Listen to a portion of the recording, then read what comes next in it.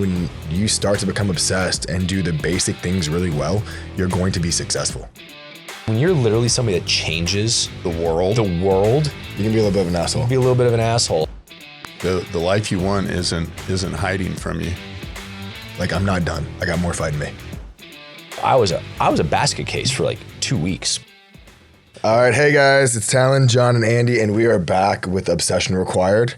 If you're wondering why my voice sounds terrible and why there's a big flag right here, Hyrox Dallas was this weekend, and I would say we showed out. Yeah. That relay flag right there was John, myself, Zach, and Clayton, and I'm pretty proud of what we did. We put up some great times. We did. Especially against some like sponsored teams, some pro teams, and like that's no excuse ever. But it always does feel good to beat people that are paid to be there when you're just trying to figure out how to do this yourself. Yeah.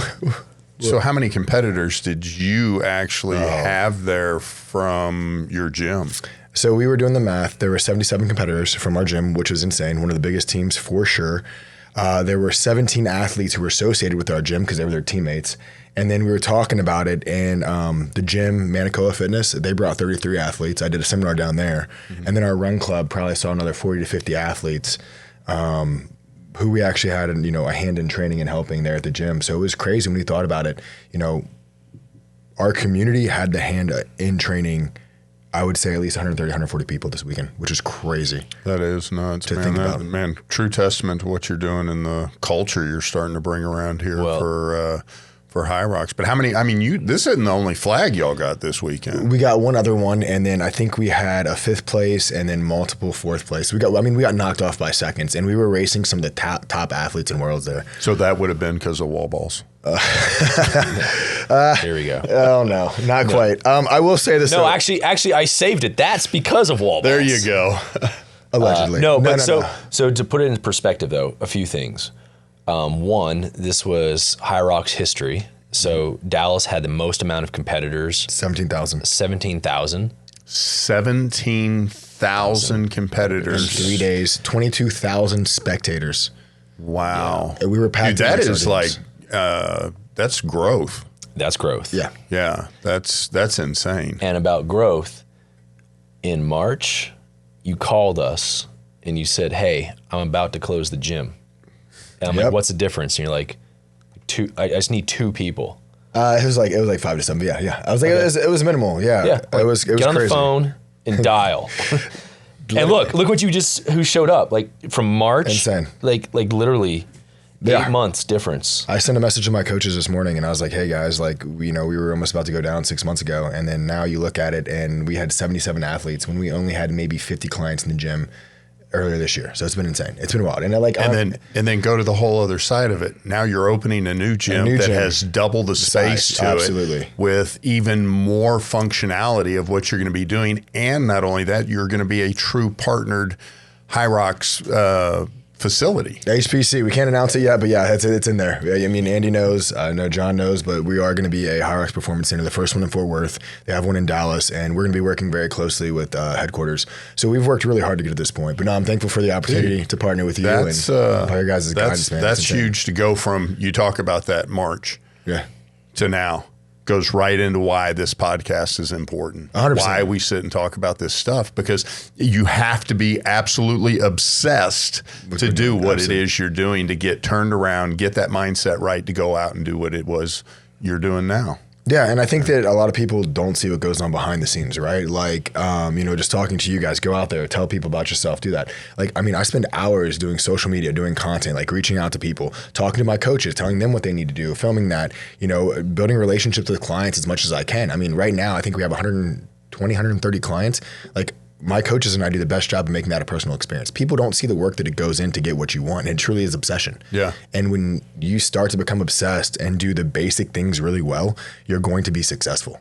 So, but again, like it was that call with you guys. You guys, you're like, hey, bro, I believe in you. We're going to be partners. I'm like, you're insane, but fuck, I'm going to prove to him I can do this on my own before we even partner up to show you, like, proof of concept, right? Yeah. Like you'd be dumb to invest in me if I didn't have proof of concept. I'm like, man, if he believes in me, I'm going to believe in myself. We talked about that. Like, fuck it, we're going to do it. And I'm like, if John believes in me, I'm believing in myself too. Like, why the fuck am I not believing in myself? Yeah. So thank you guys for that. Well, it kind of transitions to what we were going to talk about today anyways. The excuses you make up in your head to tell yourself to either not do things to avoid whether it's growth, avoid, that uncomfortable, going and getting in that uncomfortable space you have to be in order to grow as a leader, an entrepreneur, or whatever it is. So let's kind of talk about that. What are some excuses that, you've either made up along the way that you've told yourself to say, man, hey, John, Andy, I'm struggling right now,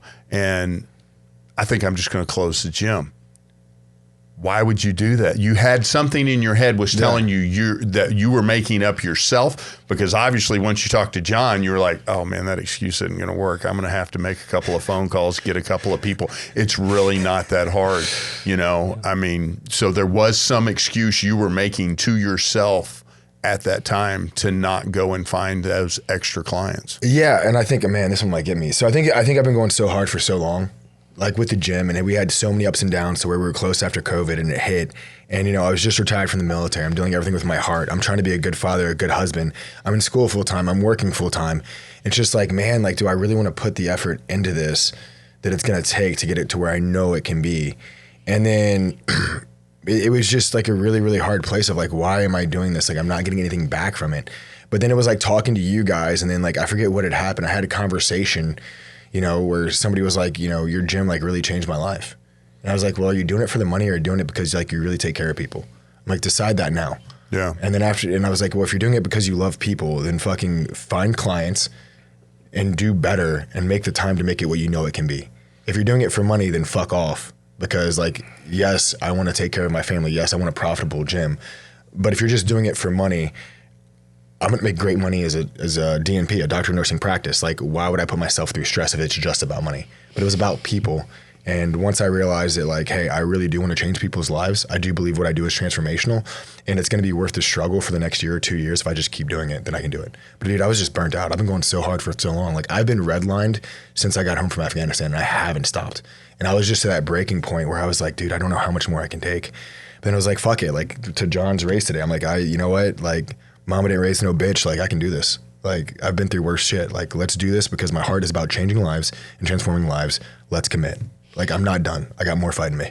And I think a turning point though too on top of that was there was a part when I talked to you on the phone was like getting over yourself in a way where both Andy and I both said, dude, you're the brand too. Like, that was an excuse you were telling yourself. I'm not really sure even how to define that excuse, like what the psychological reasons you didn't want to put yourself out there as Talon, as the brand.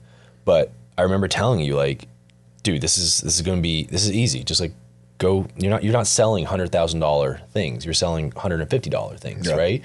But also you have to accept the fact that you are the brand. People want Talon, and you have to own that space. Yeah, I think this came about like, man, we're gonna do it. This is my therapy session. This is me telling you guys everything. So when I was younger, I think people mistook my confidence for cockiness. No, really? That's funny. Right? You never would have guessed, but no, there's like a true confidence, and I think that like being told that for so long, like I never wanted it to be about me. And then in the military, what I realized was like it wasn't about me. Like my whole thing is like I'm there to take care of my brothers. Like if they come home and I don't, that's how it's supposed to be. Like that's been my mindset. It's never going to be about me. It's about everybody else. And I wanted to silence myself, and I think after going through Andy's class that you put me through. But there's a commanding officer in the military though too. There's somebody in charge. There's somebody in charge. You're right, but I went through his class and I told him like I mistook like being silent, like for humility, and that was a problem. Is I didn't want it to make it about me, and I mistook the fact that I was going to stay silent and not talk about me to take the attention off of me. That I was doing the right thing. But to Andy's point, to your point, Andy, I like the class you put me through. To your point. Like silence doesn't necessarily mean it's humility. Like I was limiting the people that I could help because like I believe what I do is transformational. I know I do change lives. I knew my training does work, hence like, and it was just like, I need to stop being silent, tell people who I am, tell people about my culture, tell people about my mission. Yeah. And then I did believe in what you guys said, like, yes, you are the brand. Okay, well then show them your heart, show them who you really are. Like, are you this athlete, like good athlete? Yeah, I'm a good athlete. Like, are you a veteran? Yeah, I'm a good veteran, but like my mission is so deeper. So once I showed them my heart, the gym just picked up. Look at Russell Crowe in Gladiator. Yeah. Right? Like that's a perfect example. Like, that's a great movie. There's so many lessons to be learned from that movie, but that one in particular, like the way that when he was silent, he was still a prisoner. But the minute they figured out who he was, and he like rallied the troops behind him and stepped up as that leader and made him the face of that group of gladiators, you see what happened. And then like when he came back, all of his men that he led before came around him because they respected him so much. But somebody's got to be the face, man. In business, somebody's got to. Always. There's always something that has to carry the crown. And it was the funniest thing today. Like this comes around full circle. Did you see Geralyn's shirt? Geralyn, one of our amazing athletes. Geralyn is incredible. My buddy Billy Manning was her partner. By the way, they ran a 102, their first time ever running together. No joke. Insane. 102 mixed doubles. That's insane. awesome. But anyways, I didn't know, but they surprised me. They actually had a shirt with my picture on it and it said Team Talon L3 Hyrox. And That's it's a picture cool. from Stars and Stripes. Is that the one they had on like a, I forget what color it was. It was a green shirt. Yeah, it was a green shirt. I saw it because she was sitting there in the background in one of the videos. She was doing that in every picture, but it was like really funny. Like you're seeing a face of the brand, but like it came full circle to this conversation as they were wearing a shirt with my picture on it. It was from Stars and Stripes. It was kind of a gag thing, but it said Team Talon L3 Hyrox. And like she was proud of the shirt, and I was like, damn. And then Jamie goes, Talon, you kind of have a posse. And I was like, I kind of do. And I think I don't want to say it's necessarily like my posse. I do have to be the leader, but it's the culture that we've built and culture we've developed. And it's just on like winning and inclusion. And winning doesn't necessarily mean it's going to be a podium. It doesn't mean you're necessarily going to qualify for worlds, but winning means that you're going to get 1% better, and we're going to celebrate your victories, and we're going to do it together. Yeah. And that's really the culture that I wanted to bring is the inclusion.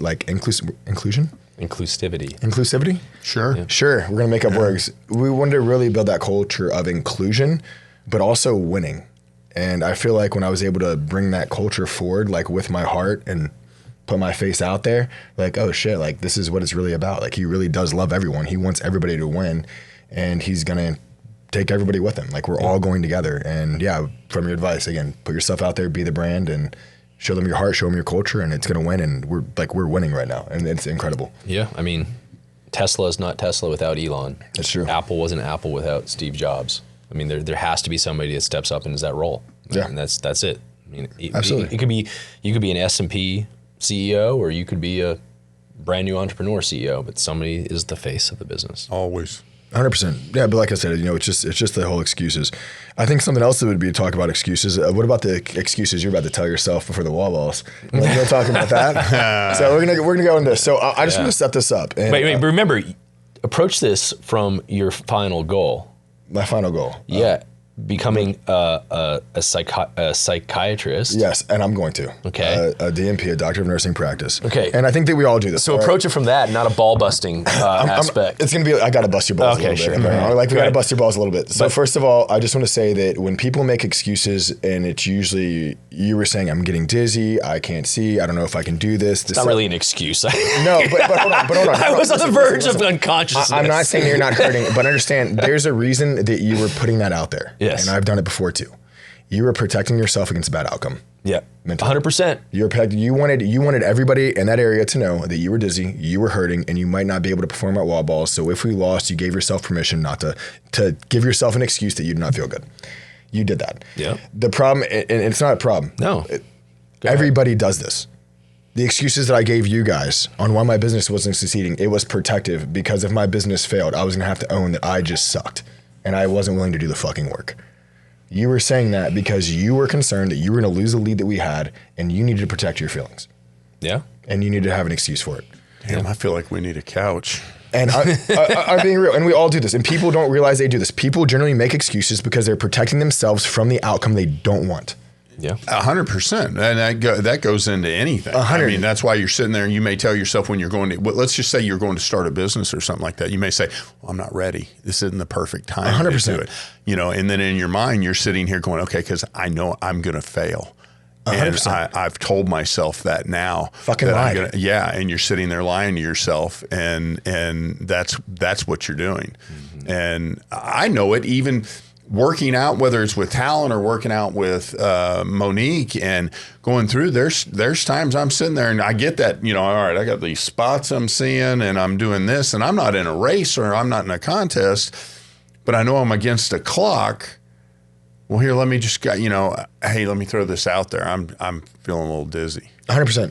And so I throw that out there to you, or I throw it out there to her, just so I can be like, all right, well, when I don't hit the amount of reps I'm supposed to do in that time frame, well, I got an excuse now. Yeah, 100%. I've already, and I didn't think about that until you just went into this. It's protective, and we all do it, and I do it too. But also on the physicality level too, your body's naturally programmed. I want to say that. Oh, go ahead. I wasn't say that. So there is the reality of the situation is when you guys are working out so freaking hard, your body is redlined. Your body has a regulator switch which says if you keep on pushing, you are going to shut down.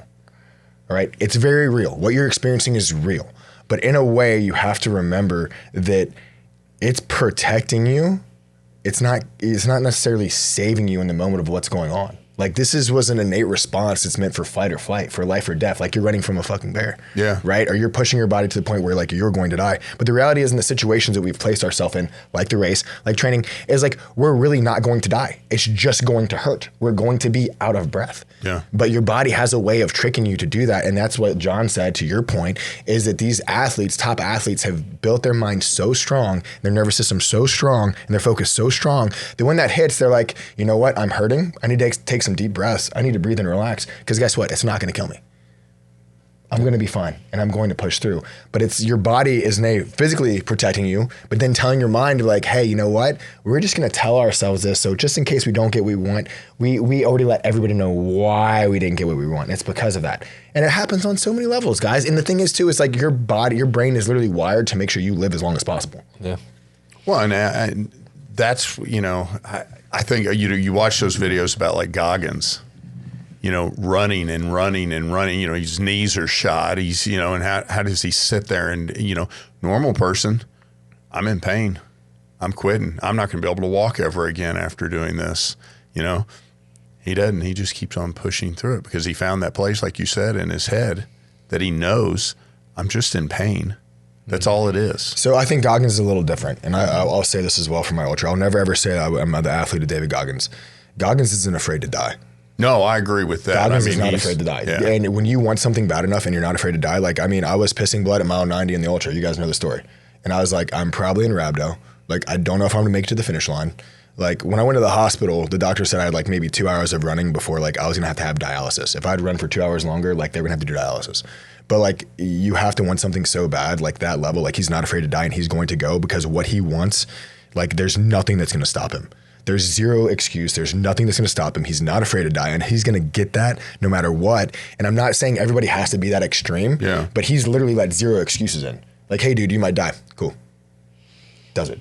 And that's I at least know I level. gave everything I had. That's it. And that's, I think that's like, he lives his message though. Yeah. And that's the crazy thing is like, that dude's not afraid to die, but he's literally, when he's done that in those races, he's taken every excuse away from himself. He's like, I'm going across that line or I'm going to drop, period. Do you know what I find really interesting though about excuses in this? Some of this comes from experience, right? Like last 100%. Night, I've been there a few times when I've raced with you, but never to the extent of that. I mean, I was probably Chicago times 2. Bro, that Chicago picture is so good. I wish you could put it right here. Yeah. No, we're not going to do that. But that was literally the last time I felt unconsciousness coming, and I was fighting against the clock in our race to stay conscious.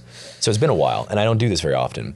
But what's interesting, though, is coming into a Hyrox, my brain, in my level anxiety, Natalie knows 2 days before, she's like, why is your lip quivering? Like, why are you shaking? I'm like, I'm just so stressed out. I've got so much going on. I've got this race coming up, then I got a race after it. I've got something to prove to my new partner. I've got something to prove to Talon. Like, on ski, I could do 125s like a champ. 1,000, by the time I hit 750, I'm talking to Jesus. I'm gassing out. And then he sticks me with freaking wall balls, which if you've watched any of this pod, it's been like the butt of all jokes. And now he's going to do it in a very public setting where the entire thing relies on my wall balls at the end. This right? is really funny because I didn't even realize that wasn't even in my mind to do that, but I'm so happy I did. I was freaking the fuck out. I'm like, if I fuck this up, I'm racing with 3 exceedingly talented racers. And if I fuck this up on wall balls and I bitch out on these things, I'm not going to let myself down. I'm going to let my team down, and that matters a huge amount. I'll let myself down. I can forgive myself, but I'll live with it for a while. But I can't forgive myself for letting other people down, especially when I know how hard you went. And so I was a basket case for like 2 weeks coming into this race, and not because I had things going on with my business, and I have things going on in my personal life, and I also have things going on in my gym life. And literally this was 50% of my overload was the anxiety that I had. Like Hyrox gives me huge anxiety because I just don't go out there to run for fun. I go out there to prove something to myself and to this asshole. You know, it's funny though. You talk about that though on that team aspect. Yeah. Because you just said you would give up on yourself, but you wouldn't on the team aspect of it, which is really interesting for me to sit and listen to, because you would think no matter what, I'm never going to give up on myself. But now here, I'll sacrifice everything I have for the team. And not only that, to do that, because you don't know all the work that he put in, all the work that the other two guys that were on your team, how much hard work they put in, and we're depending on you to carry your part of the load on that deal.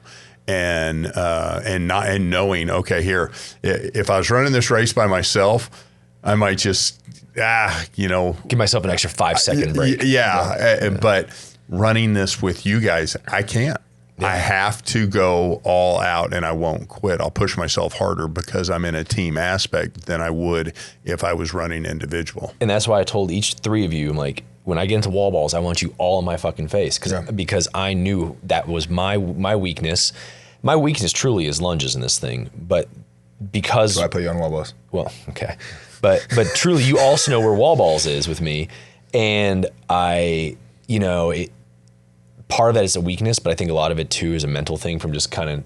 And this is nothing against you, but like you guys busted my balls on wall balls, so there's this subconscious wound that's been created by getting poked fun at about it. Like maybe it's not my weakness, but in my mind it might be, because that's all I hear about is wall balls, right?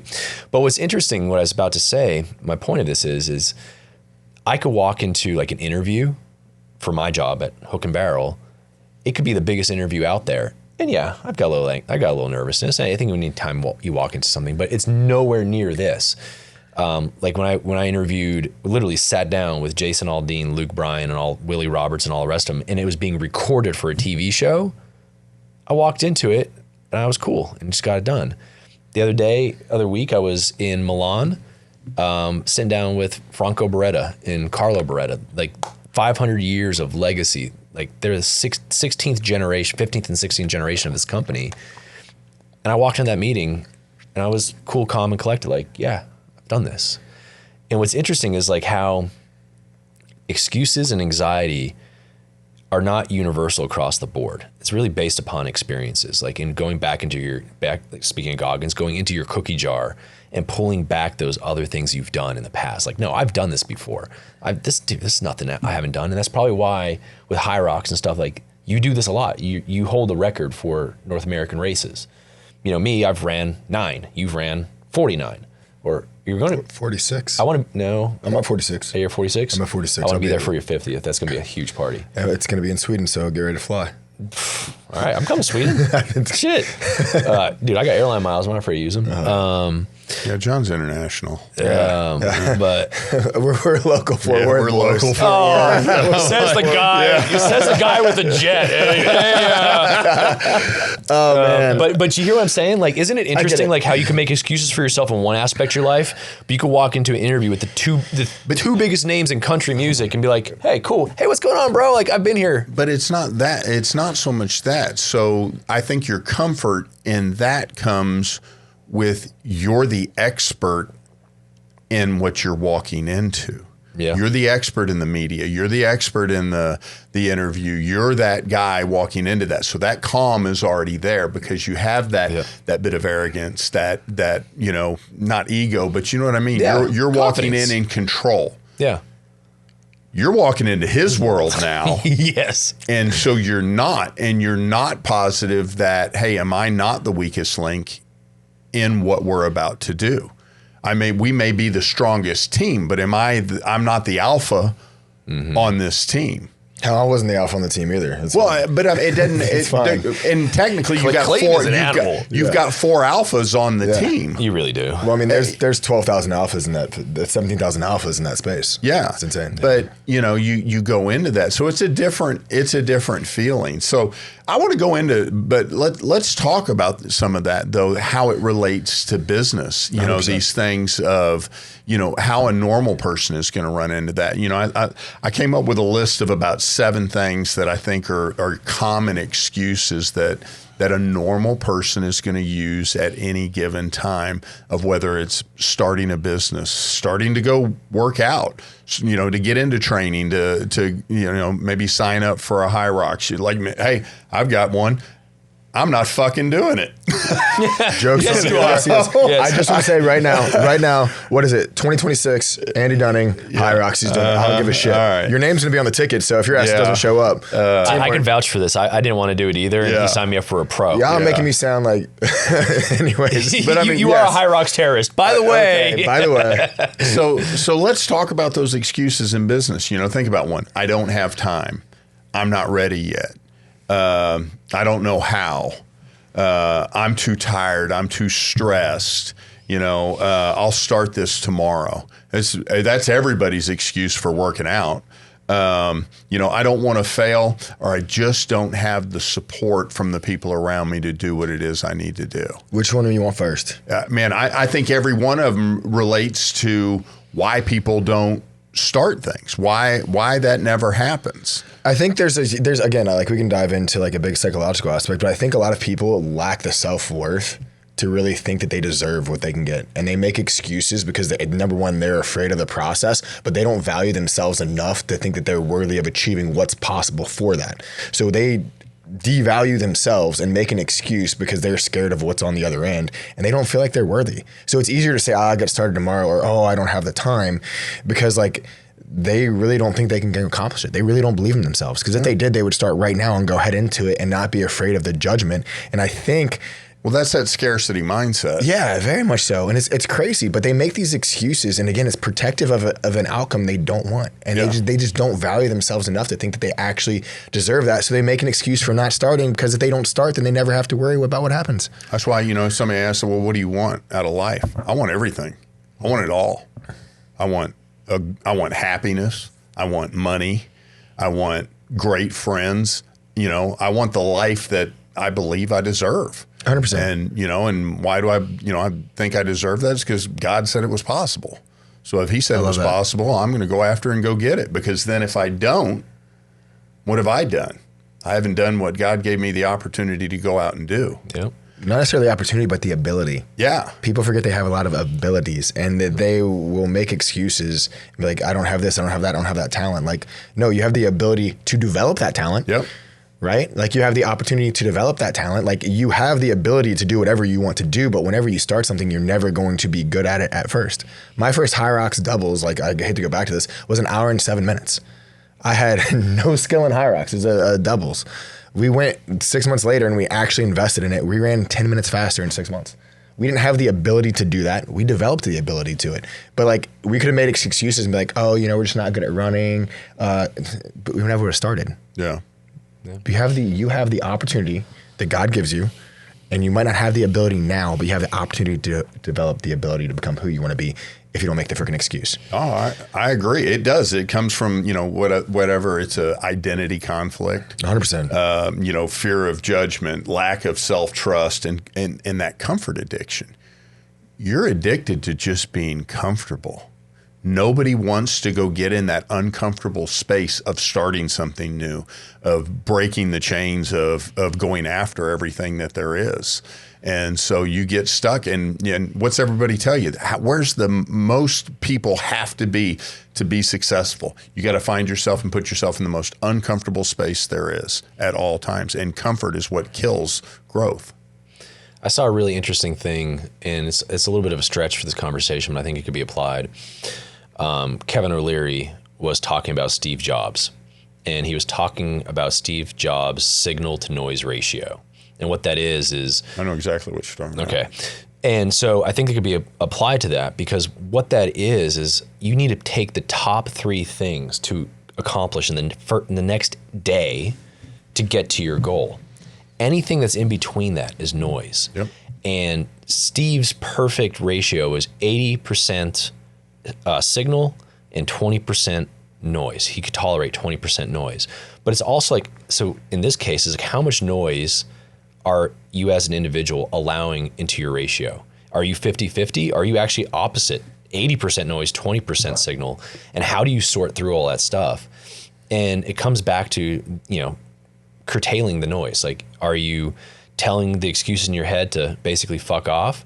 Or even something more applicable, like I think a lot of people should make this their New Year's resolution, is to say no more often. Because a lot of times that's noise. I always tell Natalie, at least for us, the way that the devil gets in the way of God's plan for us is by putting opportunity. He knows we will chase opportunity. And what we think is a great thing is actually just the devil getting in the way of the greater plan. And so that's filtering out that noise. And I think excuses are noise. And I think so many people tolerate so much noise versus their signal. They're never going to have that agency in life to get ahead until you really sit back and go, okay, what matters in the next 24 hours to improve myself? It's not the excuses. It's not the way that I feel. It's not the thing that I have to do, or the silly little lunch I need to go to that really has no impact on my day. Or, oh, it's 7 a.m. You shouldn't call anybody before 9 a.m. No, pick up the fucking phone sometimes, you know? Steve Jobs would famously call people at 2 a.m. in the morning, and that's not really cool. But when you're Steve Jobs. But when you're Steve Jobs, and somebody's arguing. I posted on Instagram. Somebody's arguing with me that the guy was an asshole. I'm like, no, but when you're literally somebody that changes the world, you can be a little bit of an asshole. You can be a little bit of an asshole. Like, where would you be without your iPhone? You're arguing with me about Steve Jobs on his thing. Like, chill out, I mean, from what I'm kind of hearing, and tell me if I'm wrong, but like, I was just thinking about this as you both were talking. Like, I don't have time, all of this. A lot of this I feel like is, like, excuses are almost ego-driven. If you look at it from a certain perspective. Yeah, I mean, depending on... they're protecting your ego. Well, they are. Well, that's what it's about. It's no different than talking about, sitting here, I'm seeing spots or I'm dizzy. You're protecting You're protecting yourself. Yeah, you hit it right there. I mean, that's all excuses is 100%. It's just about protecting yourself. The question is going through is, how do you avoid them? How do you get in that space in your head?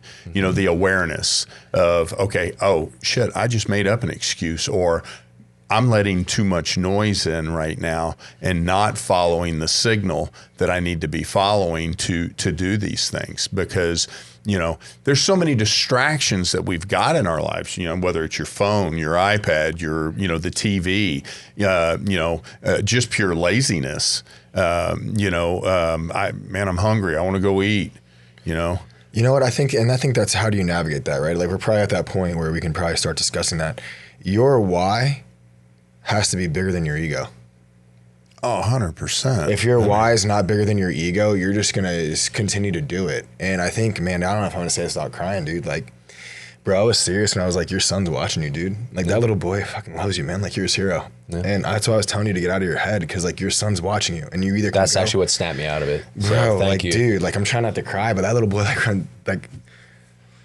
the little boy that runs up to you, man, it's just like reminds me of my dad, because that's my hero. And every time I watch Jack run up to you, I just remember running up to my dad, and he was just there to watch you. And I just remember how excited he was that his dad was racing. And although I talked a little bit of shit, I was like, stop being a bitch. Your son loves you, pussy. but I just wanted your why in that moment to be bigger than you telling yourself or protecting yourself what once happened. Because, dude, I want to tell you the reality of it. Like, you'll never let me down. You show up for me every time at the race. You have. But, like, that's what I was telling you, is your son's watching you. Like, get out of your head. Your body's trying to protect you, but your mind's stronger. Like, you do hard things. But Jack was right there cheering for you so damn loud. I turned around, the kid's losing his freaking mind when you're on wall balls. Really? Dude, losing his mind. All I could hear is Clayton yelling at me. Clayton's a pretty imposing dude. Soft his country accent, but a 6'2" dude runs like a 4:30 mile. Stupid. But yeah, dude, it was just like your why has to be so much bigger than your ego. And like when your why is your family, when your why is that next evolution of your life, then your excuse goes away.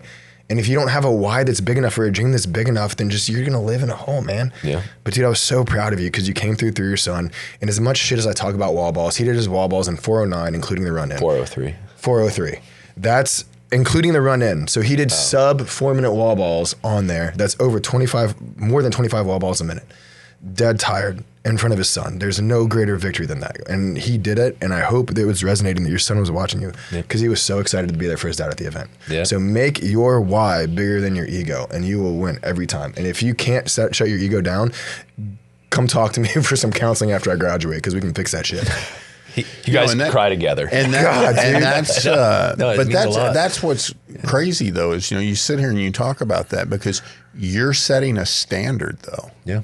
Because now, let's call it 5-7 years down. How old's Jack now? 6. Okay. So let's call it when he's in junior high or he's getting into high school and he's really getting into sports and he's getting into competition or something like that.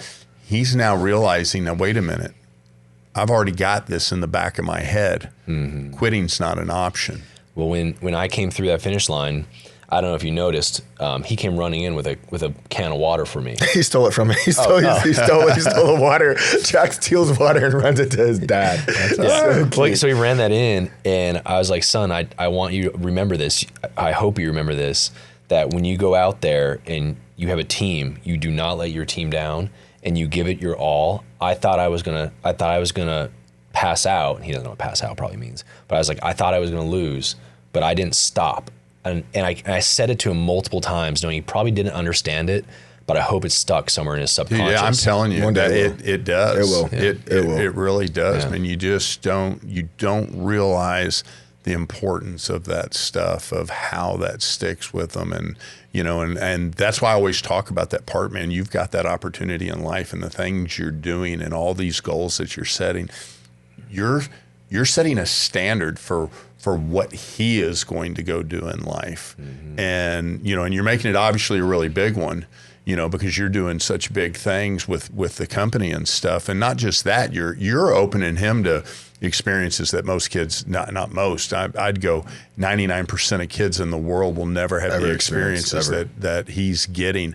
And that's really cool to be able to go through and do. So, yeah. And I think it's just, I think it's really important just to understand, again, like anytime you guys are doing this, anytime you're in business, whatever it is, you guys are just making excuses for that reason to try to protect yourself. But once you can realize you're going to be okay, you're not going to die, you can accomplish this, it's going to be all right, and you push forward and have your why bigger than that ego and bigger than that need to protect yourself and be a little bit dangerous and live in a position of comfort and be okay with that, like you're going to succeed. And all this anxiety that you have, a lot of this comes from the fact that it's actually not a bad thing, it's protecting us. But sometimes it's overprotecting us. It makes us nervous about what could happen. We're fearing an outcome that we don't know because we want to be in control. Yeah, but if we believe in ourselves, no matter what, we're gonna get there. And somebody said that, what was it, like 80% of like what you're actually worried about never happens. 99% was 99% in there, and that's the anxiety, that's the fear, that's the doubt, that's the excuses that you're giving yourself about something that never's gonna happen. I'll tell you what, man, like I'm nervous as shit starting our new business. But guess what? Like I'm not going to make any excuses for it. I'm not going to protect myself. I'm not going to shut myself down. We're going to be successful and we're going to kill it. And I mean, how long? We've been uncomfortable for what, 3 months now? Yeah. But that's the thing is like we're not going to make the excuses. And our why is more than about money. It's about because we know that we're going to transform lives. And if we sit here and I limit myself and I make excuses that I don't have time, that I'm tired, that I'm this, I'm that I might not be successful, then there's going to be more than just 77 people who race this weekend who aren't going to have their lives changed by us. Yeah. And same thing, your why has got to be bigger than your ego, and that'll shut your excuses up very quickly. I did a deal this past weekend. I'd gotten a phone call from a friend of mine.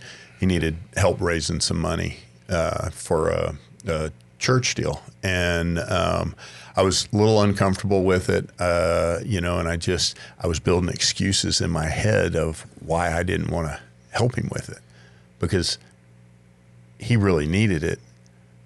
But I didn't know if I could accomplish it. And so I'm sitting there making excuses. I don't have time. I don't have this. I don't have that. It's not the right why I was trying to say, even though it was for the church, I was, this is kind of on the fringe of that it's really for the church or not. It really was. And then once I went through and did it, I'd gotten 15 people involved in it with me. And it was that deal of changing lives. I could have written a check for it myself and been done with it. and just said, yeah, okay, here, this was the easy way out. Well, one, that's not what he asked me to do. He wanted me to help him get other people involved and raise it.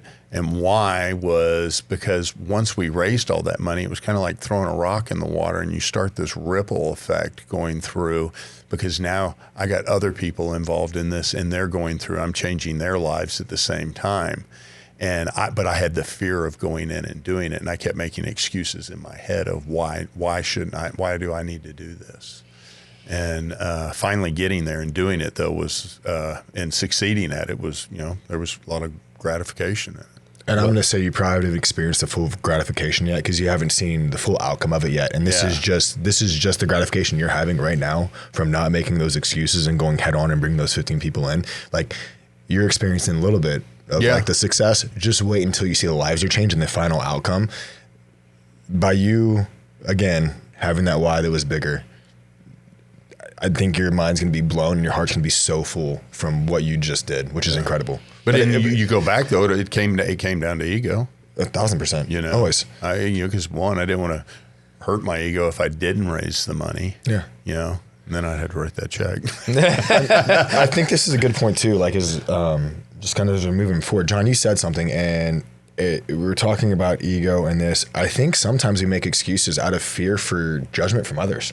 Yeah. 100%. We'll cover that in a future pod. But I'm fine with that. But I think, go ahead. No, I think that's key too, because there's so many.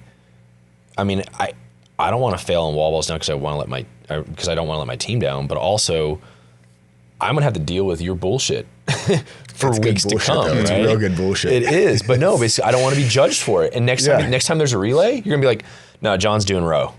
He fucked up on wall balls last time. Oh no, dude, you're doing wall balls for life, bro. So you might as well get that ass to grass. Andy had a good training video for you, so maybe you should implement that. No, that's not the that was. I thought that was your great. I don't want to go. You don't need to go down that low. You were in the deep squats. We're not gonna show that video on here. I was getting no repped last night, and the guy next to me, I heard, was like, not even like. Sometimes it comes down to the damn judges too. Yeah, it's but okay, at the end of the day, but that's an excuse. It is. I don't care that he's got a bad judge and my judge is the wall ball Nazi over here. You're in control, you man. Yeah, like that's not an excuse. The rule is break 90.